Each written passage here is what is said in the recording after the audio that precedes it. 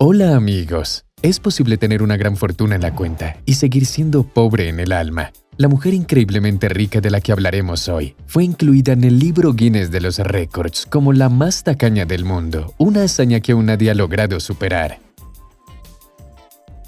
Ella se llamaba Hetty Green. Usaba siempre el mismo vestido negro, que rara vez lo lavaba, y cuando lo llevaba a la lavandería, le decía a la lavandera que solo lavara la parte de abajo, porque la parte de arriba todavía estaba limpia, así le saldría más barato. Solo comía avena, permitiéndose de vez en cuando un capricho, un pedazo de pastel. Se llevaba la avena al trabajo y cruzaba la calle antes de comer para poner la olla en el radiador de la calefacción de vapor de la oficina de un broker que conocía para que se calentara. Lavaba los copos de avena con agua del grifo, afirmando que era la bebida más sabrosa que había probado en su vida. Olía constantemente a cebollas secas, que masticaba constantemente por las vitaminas. El olor que emanaba de ella era desagradable, al igual que su carácter. La llamaban rata rabiosa, mendiga codiciosa, barril sin fondo, pero sobre todo la bruja de Wall Street.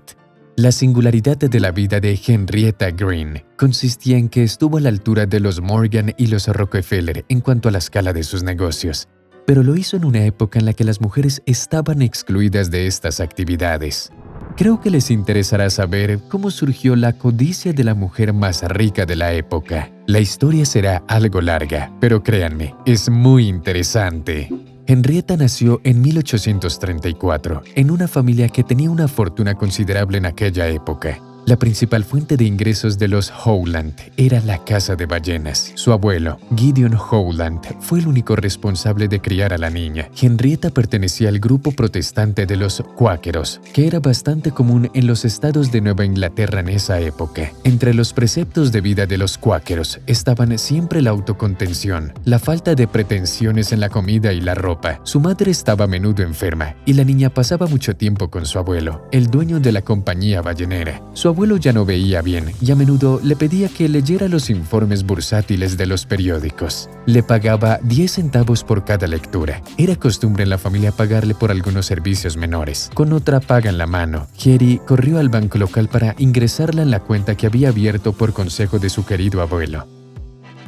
Posteriormente, su padre, Edward Robinson, un hombre de carácter rudo y activo, apodado el Halcón Negro en la ciudad, se hizo cargo de la empresa. Hetty iba regularmente al puerto a trabajar con él. Subían a las goletas balleneras que estaban junto al muelle. Recorrían los almacenes de mercancías. Su padre revisaba los diarios y registros del barco y la curiosidad adolescente a la que la familia llamaba la cola de papá miraba por encima de su hombro. Pronto Hetty aprendió a llevar la contabilidad. A los 16 años, sus padres enviaron a Hetty a un colegio solo para chicas en Boston, pero este establecimiento laico fomentaba valores muy diferentes y Hetty se sentía fuera de lugar. No le iba bien en la escuela y no podía encontrar puntos en común con sus compañeras. No hizo ninguna amiga y se peleaba con sus compañeros todo el tiempo, hasta el punto de llegar a las peleas. A Henrietta no le interesaba el ocio. Era silenciosa, introvertida, siempre precavida y estaba acostumbrada a la soledad. Estaba deprimida por su total falta de perspectivas. La industria ballenera estaba en declive y los ingresos disminuían. Hetty tenía claro que solo podía ganar mucho dinero en la gran ciudad. Se convenció de ello cuando viajó a Nueva York, a donde su padre la había mandado una vez, dándole $1,000 para que se comprara ropa nueva. Hetty regresó con el mismo vestido con el que se había ido y dijo que había invertido el dinero en acciones del banco. Hetty era hija única y todo el mundo en New Bedford sabía la herencia que le esperaba. Los pretendientes llegaban uno tras otro, pero desaparecían tan rápido como aparecían. No era tanto los vestidos desteñidos y los zapatos con tacones desgastados lo que los disuadían, sino algunas rarezas de su comportamiento. Por ejemplo, apagaba la luz antes de que se fuera el último invitado, ponía en la mesa servilletas que tenían rastros de haber sido usadas recientemente, y las velas del pastel para celebrar su cumpleaños las llevaba a la mañana siguiente a la tienda y exigía que le devolvieran el dinero. En 1860, su madre falleció y 3 años después, dejando la empresa ballenera a cargo de unos familiares, el padre y su hija se mudaron a Nueva York. Pero justo después de llegar, su padre enfermó y falleció, e incluso llegó a decirle a su hija, en un delirio de muerte, que lo habían envenenado y que tuviera en cuenta que ella sería la siguiente. Hetty se tomó en serio su advertencia. Dejó de confiar en los médicos y después de un tiempo obtuvo una licencia para comprar un arma. Guardaba el revólver en una caja fuerte o en un cajón del escritorio y siempre lo llevaba consigo cuando salía a la calle. Cuando iba a casa de alguien, traía sus propios huevos duros y solo comía esto, explicando que los huevos duros son difíciles de envenenar. Todos los fondos heredados de su padre los invirtió en bonos de la Guerra Civil de 1861 a 1865 y se dedicó activamente a comerciar en bolsa. Cuando su tía murió en 1867, Hetty tenía entonces 33 años y esperaba obtener su herencia, siendo su única sobrina. La decepción llegó el día en que se hizo público el testamento. De $2 millones, solo le dejó 65,000. El resto fue a parar a parientes lejanos y a la caridad. Pero la señorita no iba a aceptarlo. Falsificó un testamento para quedarse con todo y comenzó una batalla legal que duró años. En medio de las disputas por la herencia de su tía, finalmente se casó. Su elegido fue el socio comercial de su padre, Edward Green. Antes de dar su consentimiento, Hetty evaluó durante mucho tiempo a su pretendiente. Algo decisivo en su decisión fue un sobre, en el que por error en lugar de una carta de amor había una factura de las compras de ropa. A ver lo poco que él gastaba, Hetty concluyó que tenían mucho en común. En el contrato el futuro marido renunciaba a cualquier derecho sobre los bienes de su esposa para siempre. Un análisis determinó que la firma de su tía había sido falsificada y para evitar ser juzgados, los recién casados tuvieron que irse a Londres. Allí se alojaron en el lujoso y reciente construido Hotel Victoriano Langham, lo que horrorizó a Hetty, y la habitación fue pagada por su marido. En Londres, Henrietta tuvo 2 hijos, un hijo, Ned, y una hija, Sylvia. En su primer año en la bolsa, los ingresos de Henrietta Green fueron de $1.250.000. Todo este dinero, que sería más de $110 millones hoy en día, lo destinó para comprar bonos del Estado, que eran una novedad en aquella época. Solo cometió un error durante todo el periodo de sus negocios, una mala inversión en los ferrocarriles. En 1875, la demanda por falsificación expiró y la familia Green regresó a los Estados Unidos y continuó dedicándose a las operaciones bursátiles. A su llegada, la pareja se alojó en la habitación más barata del hotel más barato que pudieron encontrar, la cual pagó Hetty. La pareja dirigía sus negocios por separado, sin cruzarse en la bolsa ni consultarse entre sí. Edward tenía sus negocios y su esposa los suyos. La crisis económica de 1885, así como una gestión desacertada del capital, llevaron al señor Green a la quiebra. Más tarde, Hetty descubrió que le había robado dinero y dejó a su marido. Invirtió todo su dinero en una bóveda refractaria de Chemical Bank estadounidense y comenzó un negocio de usura. De este modo, dirigió su negocio con 2 prioridades: los valores y los préstamos con garantía, y Hetty solo tomaba como garantía los bienes inmuebles más rentables de las áreas metropolitanas. El resultado de estas transacciones fue que se adueñara prácticamente de barrios enteros en Chicago, Nueva York y otras grandes ciudades del país. En un rincón de la sala común del banco tenía una mesa aparte por la que no pagaba, ya que era una depositante privilegiada. Sentada aquí, con su propio dinero atendía a sus clientes. Juntaba los recibos y el dinero de las deudas en sus múltiples bolsillos, que cosían la parte trasera de su larga falda.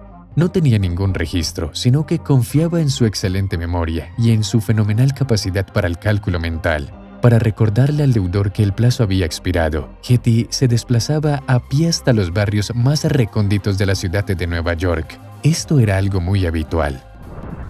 Llevaba a cabo todas las gestiones y transacciones personalmente, así como cobrarles las deudas a los deudores sin escrúpulos. Nunca tuvo ayudantes, ni mucho menos meseros. Lo hacía todo ella misma, y nadie sabe cómo lo hacía ni cómo lograba gestionar todo. Al mismo tiempo, todo el mundo en la ciudad la conocía, e incluso los delincuentes más despiadados se quitaban el sombrero y presentaban sus respetos cuando veían a Hetty caminando por un callejón al otro lado de la calle por la noche. Ya entonces, Hetty Green era conocida no solo en Wall Street, sino en todo el país e incluso en la Casa Blanca. Tenía más de 8,000 propiedades en Nueva York y Boston. Los brokers sabían que si Hetty Green compraba acciones de una empresa, el precio de esos valores se dispararía al día siguiente.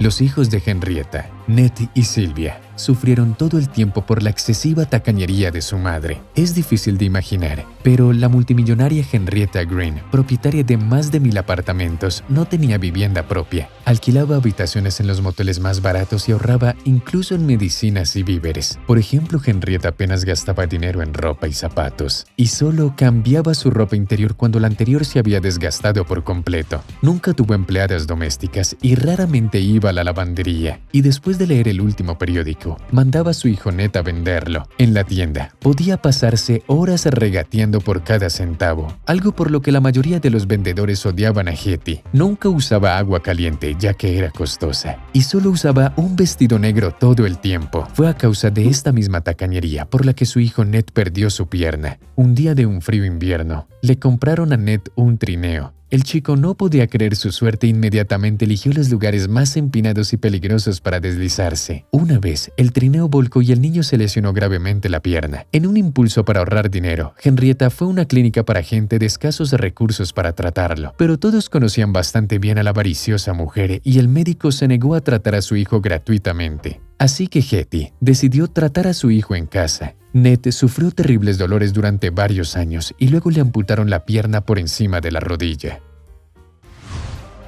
Cuando aparecieron los automóviles, como cualquier artículo de lujo, Henrietta los rechazaba diciendo: Jesucristo tenía suficiente para desplazarse con un burro. Si Hetty tenía que cruzar el Hudson, recorría a pie unos cuantos kilómetros más hasta el transbordador de carga. Allí era más barato que en un barco de pasajeros por unos pocos centavos. Una mañana de camino al trabajo, la cámara de un fotógrafo captó el inusual aspecto de la mujer: una capa negra, un sombrero con velo de viuda, un rostro de anciana malvada y un andar enérgico y nada senil. Ya sea este aspecto aterrador o los constantes rumores de su extraño comportamiento le valieron el apodo de la bruja de Wall Street. Debido a su fama, Henrietta era temida por absolutamente todo el mundo, desde el alcalde de Nueva York hasta cualquier funcionario. Tenía la capacidad de entrar a cualquier oficina. Intimidaba tanto a todo el mundo que, cuando los comerciantes veían a Hetty, bajaban inmediatamente el precio solo para deshacerse de ella lo más pronto posible. Le tenían miedo porque era insistente y grosera. No confíes en nadie, fue una advertencia de su padre que nunca olvidó. La odiaban porque no podía mostrar ni la más mínima misericordia y podía arruinar a cualquiera que intentara cruzarse en su camino. Ella también odiaba a alguna gente: a los recaudadores de impuestos y a los médicos, de los que Hetty estaba profundamente convencida de que solo existían para beneficiarse de las desgracias de la gente. Las enfermedades mortales no tienen cura y el resto desaparecen solas, solía decir. Después de que Henrietta falleciera, su prima contó una historia. Una vez le trajo a sus 2 hijos y le pidió que los cuidara mientras ella y su marido viajaban por Europa. Qué sorpresa se llevó cuando 2 meses después volvió y los encontró flacos y hambrientos. Hetty no solo los había alimentado mal, sino que los había puesto a trabajar en una lavandería vecina para que no se quedaran sin hacer nada. En sus últimos años de su vida, Henrietta estuvo completamente sola. Su exmarido había fallecido hace tiempo. Ya no tenía más contactos con sus familiares. Su hijo y su hija, ya casadas, se habían apresurado a irse a vivir solos. Lo único que tenía era un perrito blanco, un ejemplar pequeño y agresivo. Ladraba todo el tiempo y mordía a todos los que podía alcanzar. Pero cuando el propietario del apartamento donde ella vivía le pidió $2 más por las molestias de su perro, le respondió: «No tengo esa cantidad de dinero». La famosa frase de Green era: «Se debe comprar siempre barato y vender caro». Fue la clave de su éxito. Se convirtió en la mujer más rica y avara del mundo a la edad de 80 años y dejó este mundo debido a un derrame cerebral en otra disputa por medio centavo con una empleada en 1916. Su fortuna, que actualmente ascendería a unos $4.000 millones, se repartió a partes iguales entre su hijo Ned y su hija Sylvia. Tras heredar su fortuna, Ned empezó a recuperar el tiempo perdido en su juventud comprando yates, automóviles, casas y llevando un estilo de vida lujoso. Su hija Sylvia, en cambio, se convirtió en una generosa benefactora.